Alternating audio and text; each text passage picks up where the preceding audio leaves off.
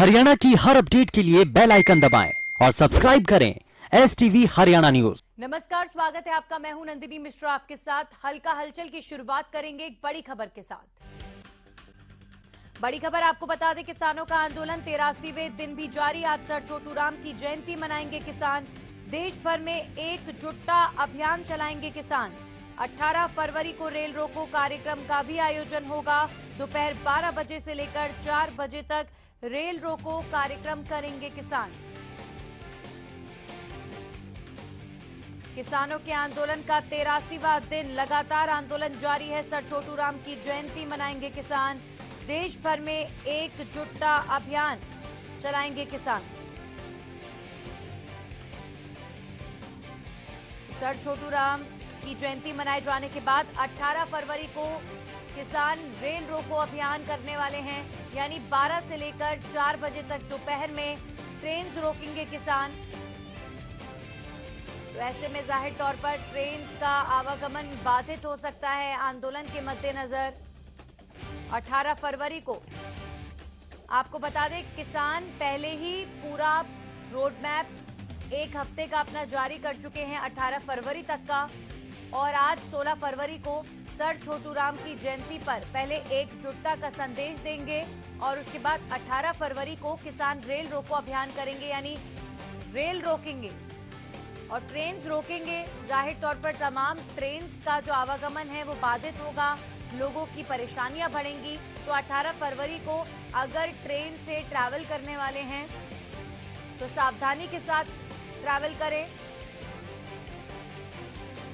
दोपहर 12 बजे से लेकर 4 बजे तक रेल रोको कार्यक्रम करेंगे किसान 18 फरवरी को।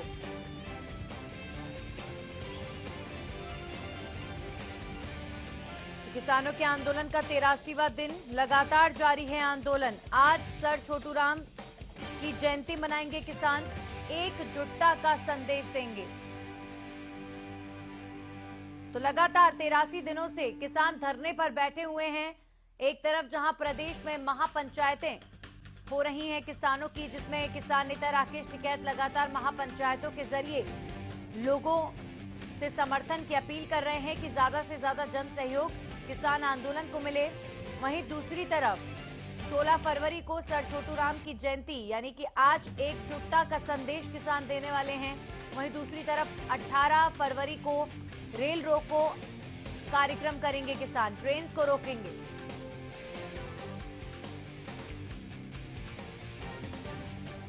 और इस खबर पर हमारे सहयोगी लाजपत हमारे साथ सिंघू बॉर्डर से जुड़ चुके हैं। लाजपत, अगर बात करें आज के दिन की, सर छोटू राम की जयंती है आज और ऐसे में किसानों ने ये तय किया था कि एकजुटता का संदेश देंगे। किस तरीके से एकजुटता का संदेश दे रहे हैं आज किसान?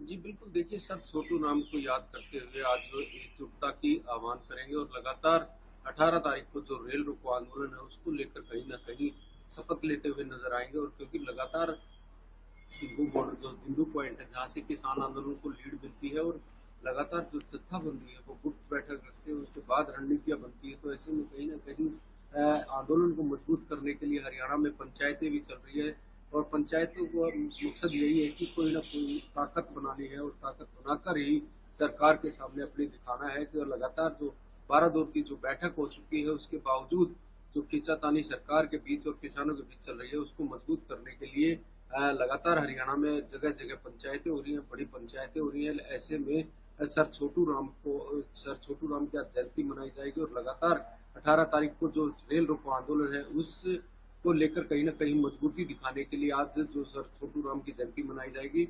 और लगातार हरियाणा न्यूज की टीम हर बार जब भी कोई बड़ा आह्वान किया जाता है तो एक टीम अपील करती है संयम और शांति से अपना प्रदर्शन करें। और लेकिन रेल रोको आंदोलन कोई बड़ा फैसला है और इसको लेकर जो यात्री हैं उनके अंदर एक डर बना हुआ है, जो कि 4 घंटे का जो रेल रोको आंदोलन है तो सरकार की पूरी पैनी नजर है और प्रशासन की पूरी पैनी नजर है।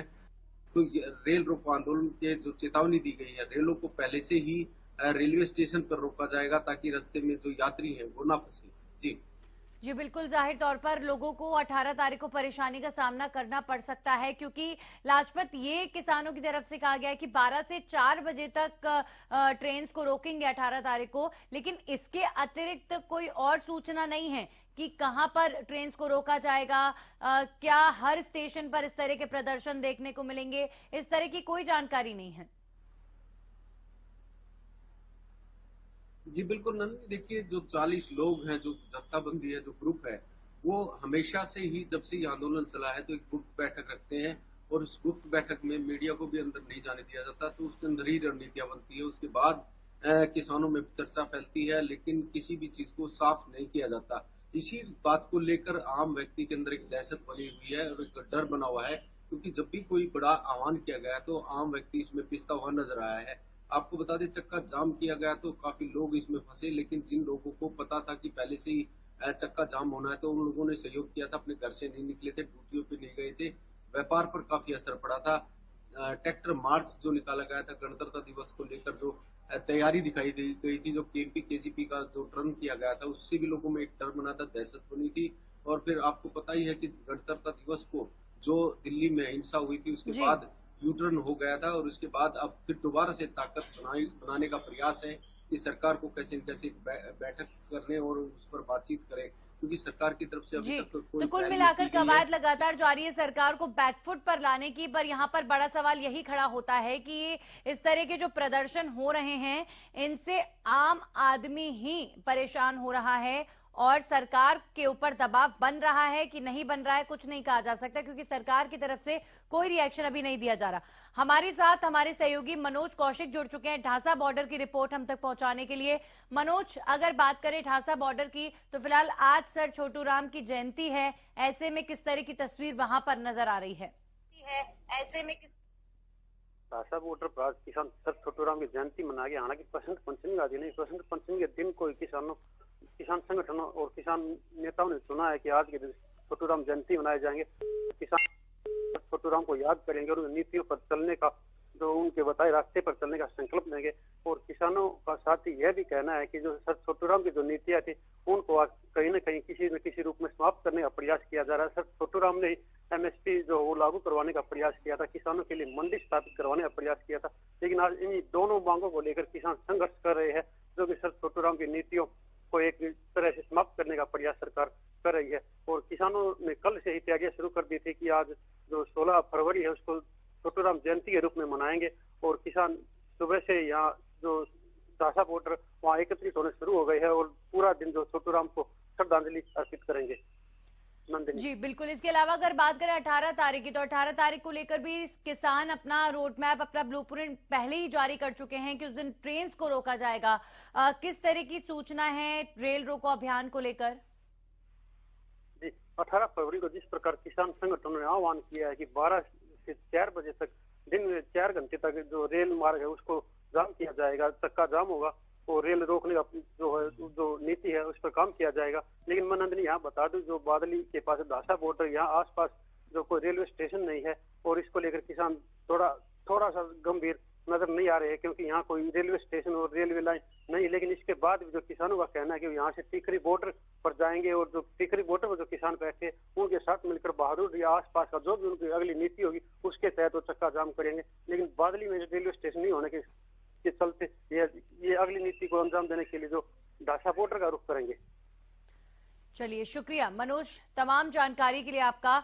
तो जगह जगह आज जहां जहां बॉर्डर्स पर किसान बैठे हुए हैं वहां पर सर छोटू राम की जयंती पर एकजुटता का संदेश देने के लिए किसान इकट्ठा हो रहे हैं। तमाम किसान नेता भी आज एक साथ नजर आएंगे। आपको बता दें, आंदोलन के बीच में जिस तरीके से किसान नेता राकेश टिकैत, जो पहले गाजीपुर बॉर्डर पर ही ज्यादा नजर आते थे और अब वो पूरे हरियाणा में, चाहे महापंचायतों में उनके आगमन की बात हो या हरियाणा के दौरे की बात हो, तो लगातार आरोप लगे कि आंदोलन जो है अब वो सिमट कर रह गया है, कुछ चुनिंदा नेताओं का यह आंदोलन रह गया है और इस तरह की बातें फैली। लेकिन कहीं ना कहीं उन बातों का खंडन लगातार किसान नेताओं ने किया है और कहा है कि संयुक्त मोर्चा जैसे पहले था साथ, वैसे ही अभी भी साथ है।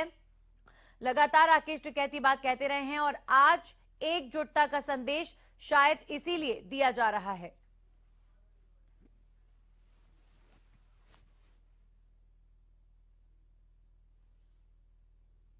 और अब रुक कर लेते हैं एक और बड़ी खबर की ओर। बड़ी खबर दिल्ली से आपको बता दें, जेपी नड्डा ने 21 फरवरी को बुलाई है एक महत्वपूर्ण बैठक, जिसमें प्रधानमंत्री नरेंद्र मोदी भी शिरकत करेंगे। प्रदेश प्रभारी और प्रदेश अध्यक्ष इस बैठक का हिस्सा होंगे। बैठक में कई अहम मुद्दों पर हो सकती है चर्चा।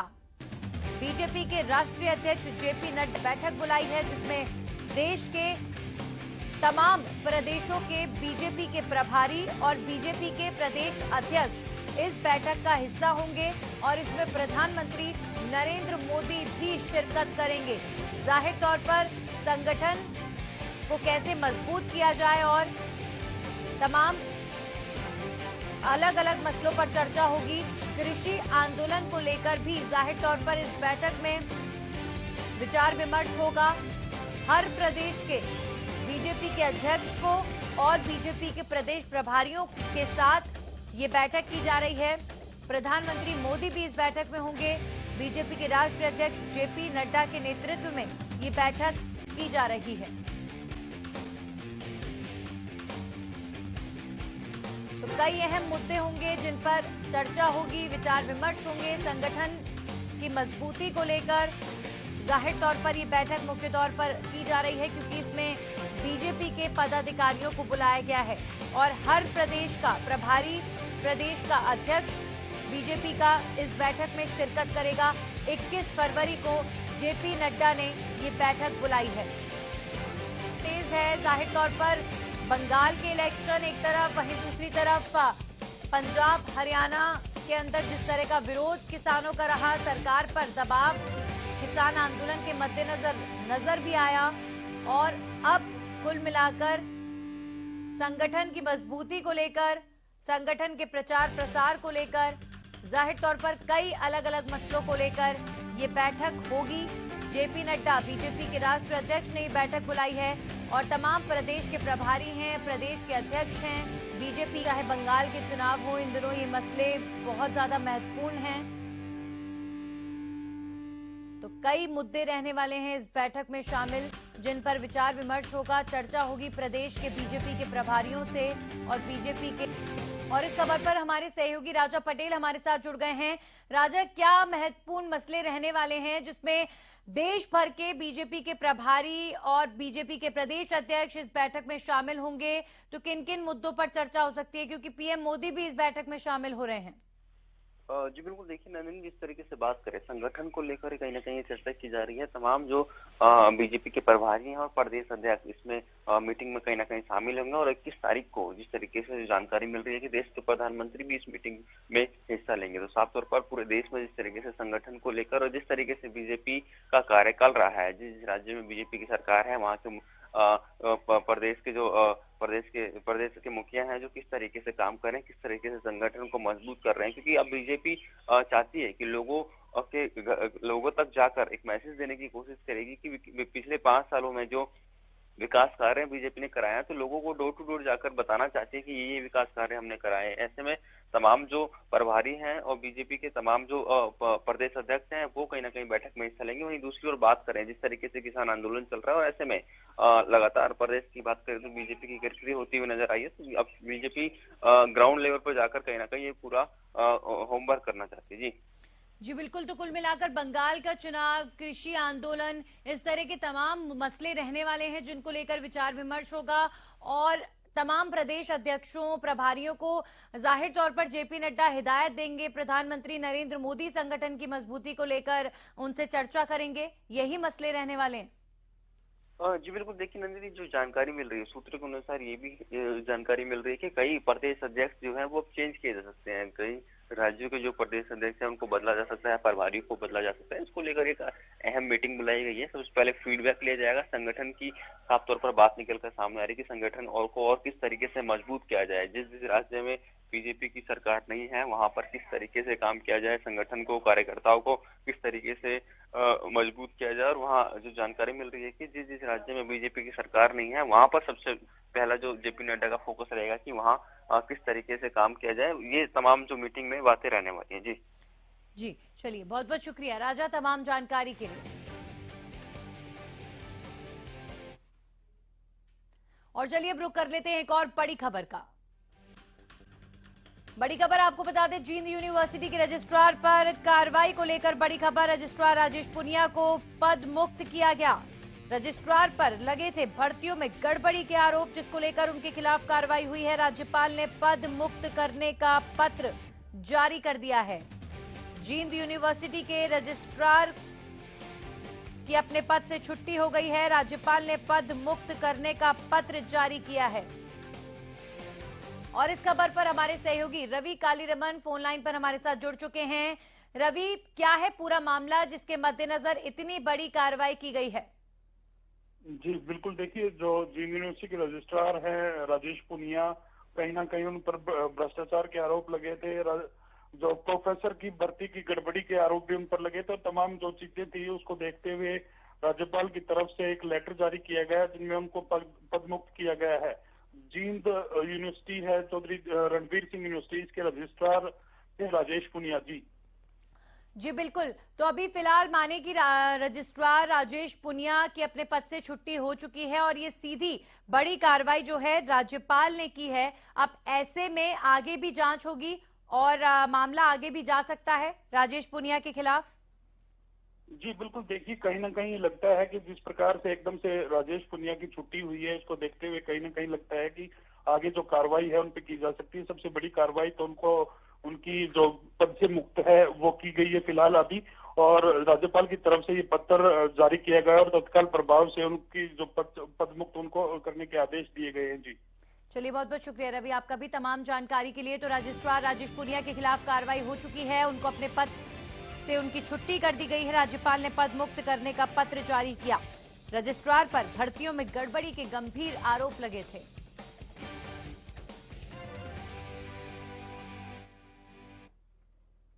और चलिए अब रुक कर लेते हैं एक और बड़ी खबर की ओर। बड़ी खबर पानीपत से आपको बता दें, जहां पर एक बच्ची का भ्रूण मिला है। बेदी कॉलोनी में लेबर क्वार्टर में एक बच्ची का भ्रूण मिला है। पुलिस ने भ्रूण को अस्पताल भिजवाया। तो एक और निराशाजनक खबर एक बच्ची के भ्रूण से जुड़ी हुई आपको बता रहे हैं। बच्ची का भ्रूण मिलने से सनसनी मच गई है। बेदी कॉलोनी की घटना है। लेबर क्वार्टर में बच्ची का भ्रूण मिला है। पुलिस ने अस्पताल भिजवाया। इस खबर पर हमारे सहयोगी जितेंद्र शर्मा जुड़ चुके हैं। जितेंद्र, क्या है पूरी खबर?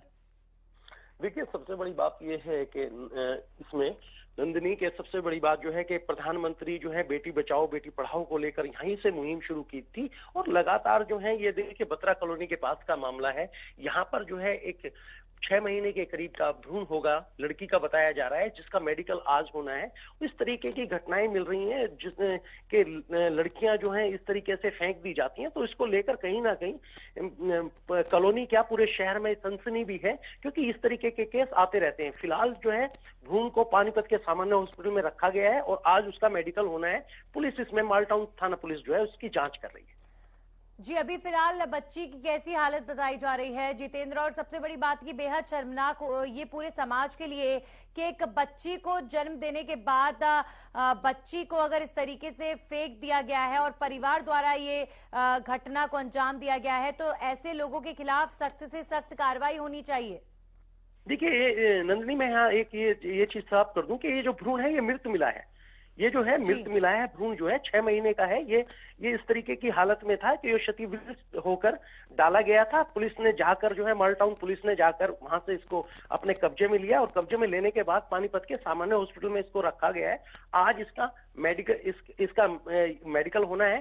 तो आप ये समझ लीजिए पोस्टमार्टम होने के बाद जो है पुलिस उसमें क्या कार्रवाई करती है। उन्होंने इस मामले में केस भी दर्ज कर लिया है। फिलहाल ये मामले बहुत बहुत शुक्रिया जितेंद्र आपका तमाम जानकारी के लिए। तो एक 6 महीने की बच्ची का भ्रूण मिला है और सनसनी पूरे इलाके में कि आखिर किसने ये हरकत करी। बच्ची का भ्रूण इस तरीके से मिलना पूरे समाज के लिए शर्म की बात है। जहां बेटी बचाओ बेटी पढ़ाओ को लेकर बड़े बड़े नारे लगाए जाते हैं, बड़े बड़े अभियान चलते हैं, वहीं असलियत जमीनी स्तर पर सच्चाई देखें तो ये है।